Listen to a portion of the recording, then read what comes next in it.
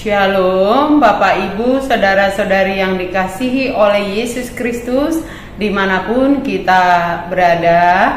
Salam jumpa kembali dalam renungan firman Allah hari ini. Namun sebelum kita mendengar firman Allah, mari kita persiapkan hati dan pikiran kita berdoa. Kami bersyukur kepadamu ya Allah Bapa di dalam Kristus Yesus. Engkau telah memelihara kehidupan kami sehingga kami boleh bersekutu kembali di dalam firman-Mu bersama dengan saudara-saudara kami seiman yang mau mendengarkan firman-Mu.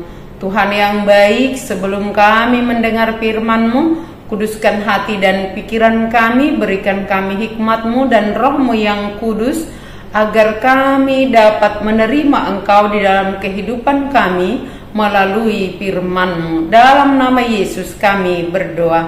Amin. Firman Tuhan yang menjadi renungan buat kita hari ini, Selasa 30 September 2025, diambil dari kitab Yosua. Yosua 3 ayat 5, demikian firman Tuhan. Berkatalah Yosua kepada bangsa itu, kuduskanlah dirimu, sebab besok Tuhan akan melakukan perbuatan yang ajaib di antara kamu. Dalam bahasa Batak dikatakan, dungi didok si Yosua matu bangsoi, manguras mahamu, ai marsogot, mabahenon ni Jehovah akka halongangan di tonga-tonga muna. Demikian firman Tuhan. Saudara-saudari Bapak Ibu yang dikasihi oleh Yesus Kristus, firman ini merupakan perintah Allah yang disampaikan kepada Yosua agar disampaikan kepada bangsa Israel, yaitu perintah untuk menguduskan diri.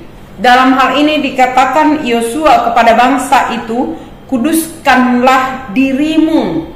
Kata kuduskanlah dirimu, menguduskan diri, itu sama dengan melepaskan diri pikiran dari segala sesuatu yang bertentangan dengan perintah Allah.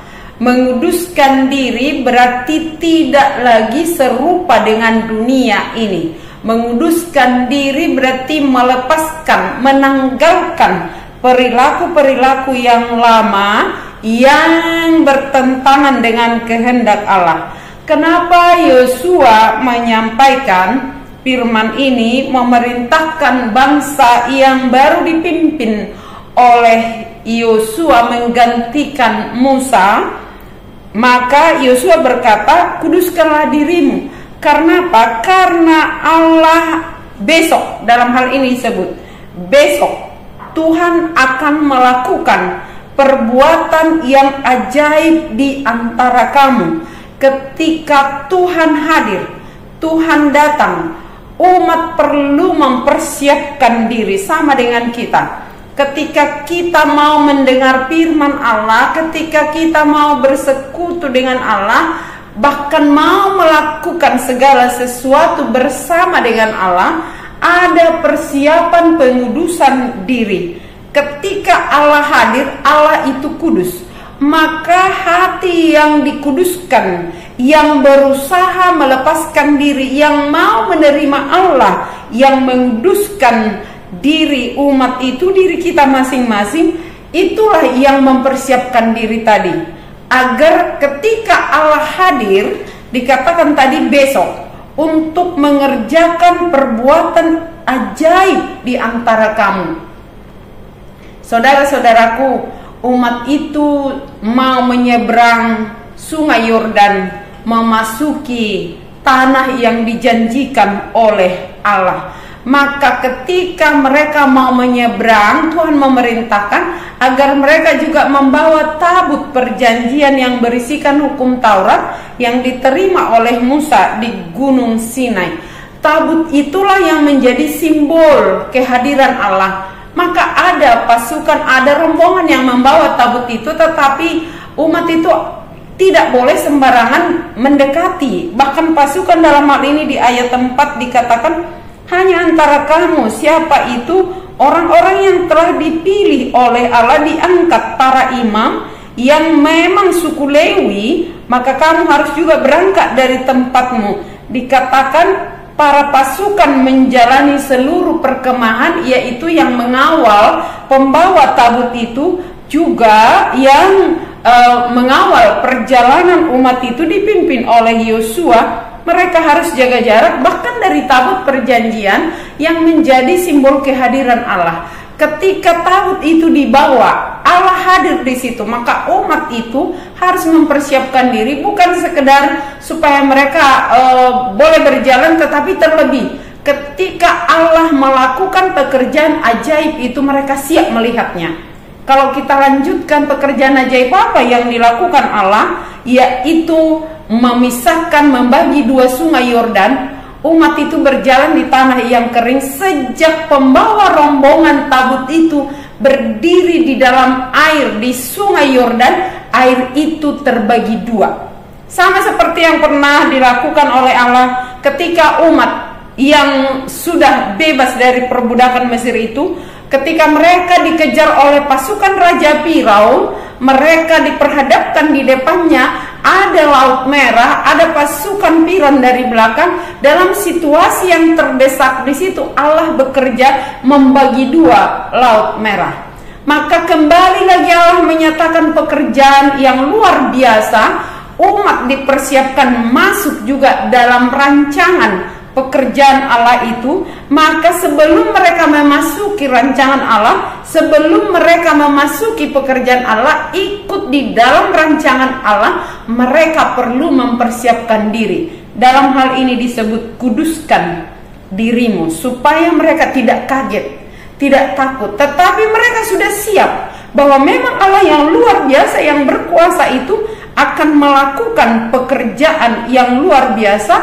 Oleh karena itu, ketika Allah berjalan di tengah-tengah mereka, di tengah-tengah sungai Yordan, umat itu berjalan di tanah yang kering, menyeberang di tanah yang kering, sampai seluruh bangsa itu selesai menyeberang, barulah yang membawa tabut itu berjalan juga menyeberang.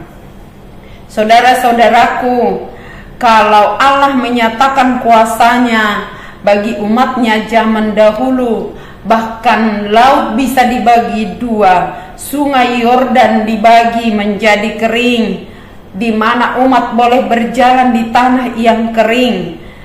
Bagaimana juga dengan kita pada saat ini? Allah tidak pernah meninggalkan kita. Dia yang telah memilih kita menjadi umat kesayangannya di dalam Kristus. 1 Petrus 2 ayat 9, kita sudah menjadi umat kepunyaan Allah. Allah yang memilih di dalam Kristus, bukan kita yang memilih dia. Dia yang memilih kita, dan pilihannya, pekerjaannya itu kita respon di dalam iman, maka kita masuk juga dalam rancangan Allah.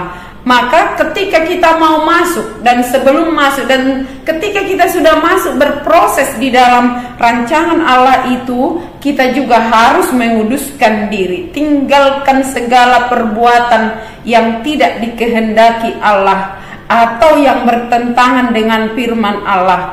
Hidup takut dengan Tuhan, kuduskan diri, jangan lagi menjadi serupa dengan dunia ini, tetapi berubahlah oleh pembaharuan budimu, sehingga kita tahu membedakan manakah kehendak Allah, apa yang baik, yang berkenan kepada Allah, dan yang sempurna. Itu yang disebut di Rom 12. Bagaimana kita menguduskan diri, bukan karena kekuatan atau kehebatan kita, tetapi karena kita mau masuk di dalam rancangan Allah, dan rohnya yang menguduskan kita, sehingga dilanjutkan dengan orang yang sudah berubah, orang yang sudah mau dibaharui oleh roh Allah.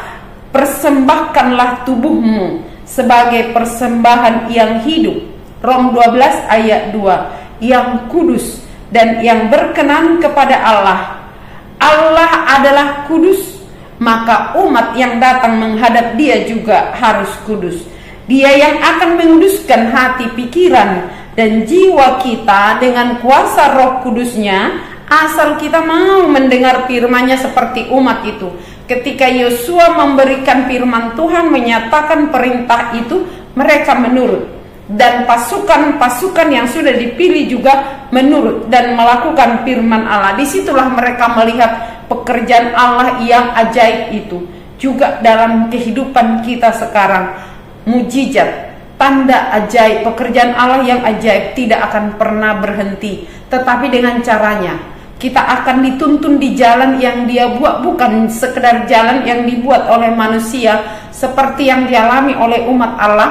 Mereka berjalan sesuai dengan jalan yang ditunjukkan Allah, membagi dua sungai Yordan. Maka kita pun akan mengalami pekerjaan Allah yang kudus, yang ajaib itu, asal kita mau menuruti, mendengar, dan melakukan firman Allah. Sekali lagi, Allah sudah lebih dahulu menguduskan kita dengan kuasa Roh-Nya, sehingga kita dapat bersekutu dengan Dia yang kudus, dapat mendengar firman-Nya hari ini. Saudara-saudaraku, mari kita tetap hidup dalam pengudusan itu, bersiap memasuki pekerjaan Allah yang ajaib. Seperti apapun situasi kita sekarang ini, kehidupan kita sekarang ini, Tuhan tetap bekerja bagi orang yang mau memberi diri dikuduskan, dimampukan oleh Roh-Nya. Hati kita akan dimurnikan dan segala keinginan kita akan selaras dengan kehendak Allah. Kita pun akan melihat dan mengalami